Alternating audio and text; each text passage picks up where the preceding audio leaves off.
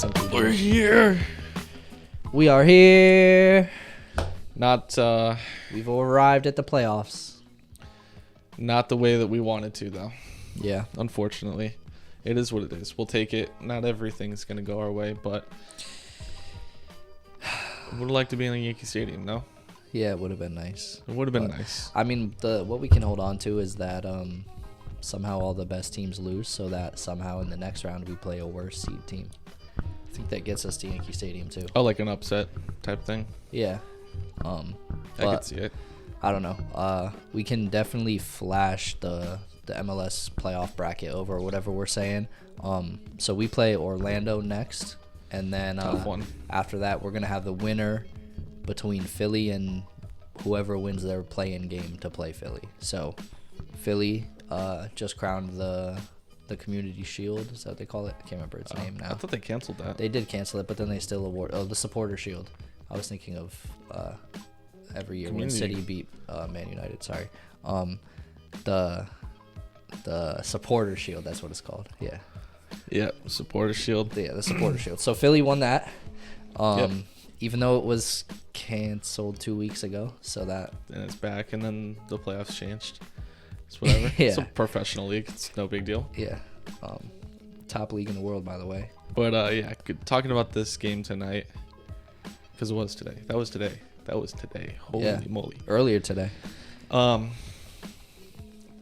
It's again one of those things where you want your defense to be a lot better than that, because Orlando will definitely put way more than 3 goals against us if we Yeah. play like that. Granted, those goals were FIFA cheese goals, like But the it's ball this- getting stuck.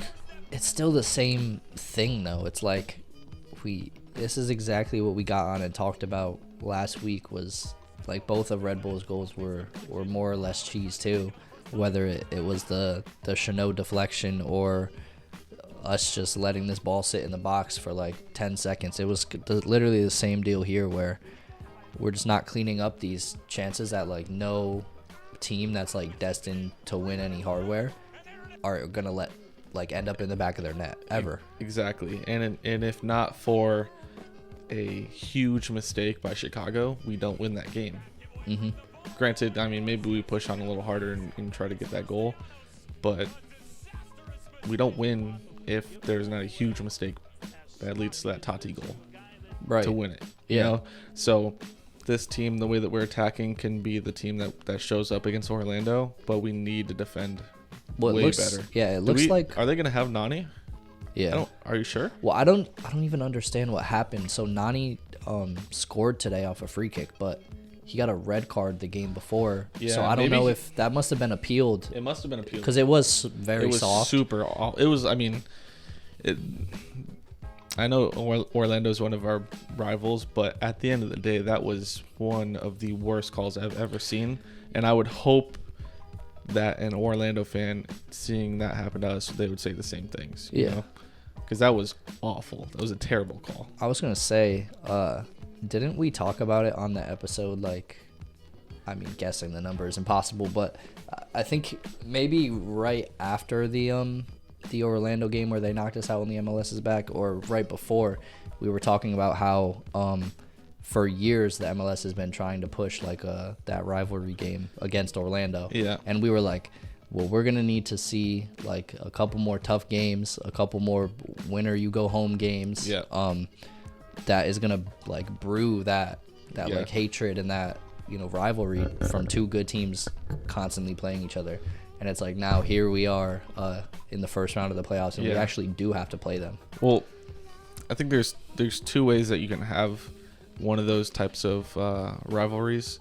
It's either hatred, like we hate Red Bulls, or it's just like a competitive, mutual respect type of like hard games, going down to the wire, high scoring, high emotions, like Orlando is starting to become A real rivalry, really. Yeah. if you Whereas think about it. the boys in New Jersey, like, I'd be shocked if in the next 10 times we play them that they even get a result in 8 of them.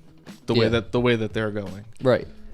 But it is nice to, I mean, it sucks to have to play such a tough team, but it's like a double-edged thing, because if you do beat them, then I mean you're making a statement, and mentally it's such a big hurdle to get over that. You start to, have a belief in yourself that you can do these things. Opinion. Going up first against Toronto, then facing the Timbers seems a whole lot harder than Orlando, than Philly. Like, if you do those two equations, it seems like Orlando than Philly is a much easier. Well, it does feel like the Eastern Conference is a little softer than the Western Conference in a way. Well, in the sense that a lot of teams are playing in too. Right. I just think we have a much better bracket, I guess, than we did in the MLS's back tournament.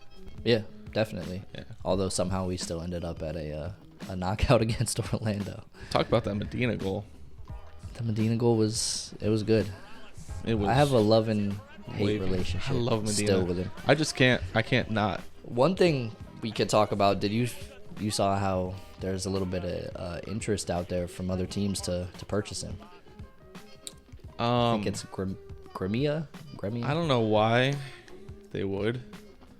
That's because like while I can do both things here. I can love Medina for who he is and who he's becoming, but also think, why would anybody want to purchase him now? So that was my first thought when I saw that too, was why does anybody want to buy Medina? He's sort of been a DP that hasn't really been panning out that much, if you consider it. As of lately, definitely a lot more, and that's sort of at the expense of us literally needing to start him every week because of injuries and all that type of stuff. But hopefully we can sell high on what he's been doing, but definitely after the playoffs and after the Champions League, for sure. After. So 2 points. One, it seems like specifically with NYCFC, if there is any type of transfer talk or news or anything like that, there's most likely some substance to it. Yeah. Because who cares enough to wake up and make up rumors about NYCFC? Right, yeah. You know what I mean? Like, who's going to take their time out of the day? So we're probably going to see Medina leave. Yeah, that's fine. Not immediately, but it's going to happen. But I've kind of been in this mood lately with any team that I watch across all of the leagues. The only people I really care about to keep, like, at the end of the day, you have to keep Tati, you have to keep Ring, you have to keep Tennerholm. Yeah. Everybody else, I mean, fire sales if you need to. It's pretty expendable, yeah. Yeah, like, not that we don't love those players individually, but you're talking about, like, figureheads of each side of the ball. That's what you want. You want Tennerholm, Ring, Tati. Yeah. And everybody else is kind of interchangeable. And Tati, I mean, we could even dive deeper into his performance in this game, because he had like another great game. I mean, he had a brace. He's right? an MVP so form. in the last 2 weeks, or in the last 2 games, to even make it sound better, I mean, he scored 5 goals and assisted 2 goals. Yeah, I'm telling you, he's in MVP form right now. Yeah. Meaning, if he was in this form for an entire season, he would 100% win. Oh, easily. A MVP award. Yeah. And I'll say this, at the beginning of the game, he was kind of throwing me off a little, because he rolled into this game like he had Ronaldo on the back of his jersey. Dude, he kind of did, though. I mean, he was like... Did you see him smack the post? Yeah, I was going to say, when he smacked the post, he hit that ball so hard. I mean, he was inches away from it, deflecting off the post and in. I mean, if he shoots that 2 feet to the left, I mean, he's decapitating the keeper. He's taking his head off. But he was just like... He was like, oh, no one to pass the ball to? All right, I'm going to rip this one. I wish he just went across goal. The FIFA in me was like, oh, there's an angle at the top of the box. Yeah. If you just do that exact shot across goal. But. Right. But he played well, and then he had literally another incredible assist to Mackay. So, like, last week, that little tap that he had to Mackay, we were, like, drooling over that. Yeah. This week, he played a Ben Sweat-esque ball up to a scratch.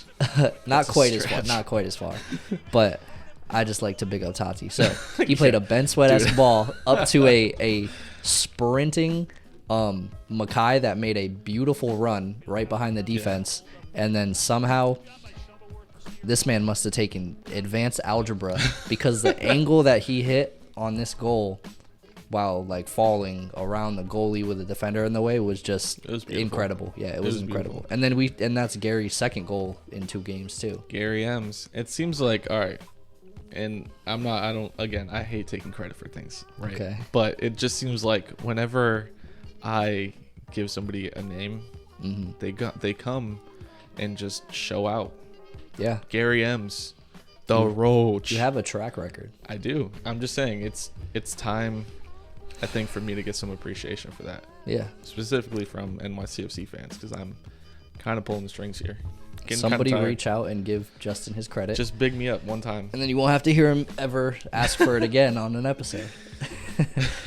But we can drool over the attack for hours and hours on this podcast. And then instantly start crying over the defense because it is atrocious. And we touched on it earlier, but I think one of the weirdest things that we saw, and it was weirder during the game because we didn't have the post-game explanation from Ronnie, but to take Cahalin out at halftime when you're down 3-0, it's not only weird, we were tied. Yeah. But to have him have been a part of the defense that gave up 3 goals and then to take him out at halftime, it's sort of like, is Ronnie blaming this all on Cahalin? And of the 2, I would say that that was not the center back that needed to be taken exactly out. Yeah, especially after he scored the first goal. Yeah, like how do you go from this man scored the first goal, giving me Champions League flashbacks to his header in the Champions League, and he was defensively solid. I felt a lot more than Chanot, but Chanot seems to have some type of immunity. Well, so what Ronnie ended up saying in the post game is that he is half expecting Peru to call Cahalin up, so he felt it was important to give Ibeagha some meaningful minutes just in case he's gonna have to start against Orlando, which makes sense. But I mean, it's still, don't we have the power to be like, hey dude, like we understand, but like, let's see it from our point of view. We have the playoffs and then we immediately go into Champions League football. Yeah, but he did mention too, it's like the World Cup qualifiers and stuff. So I mean, from the way that Ronnie worded it, if Peru asks, Cahalin is going. So to give Ibeagha the minutes it's kind of big brain, but at the same time, the game at this point with our bye past the play-ins is like 10 to 15 days away. So really, I mean, I understand it's important, but how important is like 45 minutes of playtime 2 weeks away from the game that you play? Get it.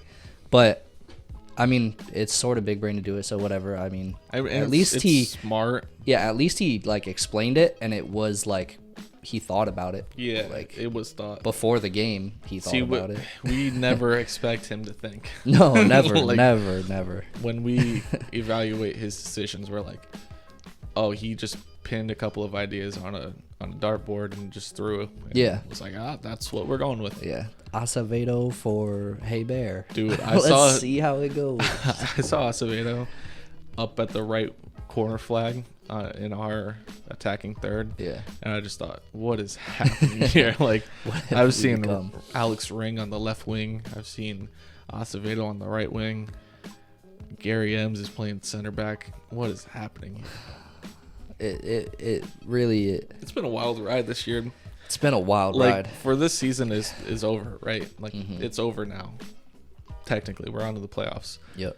What a wild season, man. Like an unbelievable, just how many times have we gotten on here and almost been in tears realistically? And then other times gotten on and been like the happiest men alive.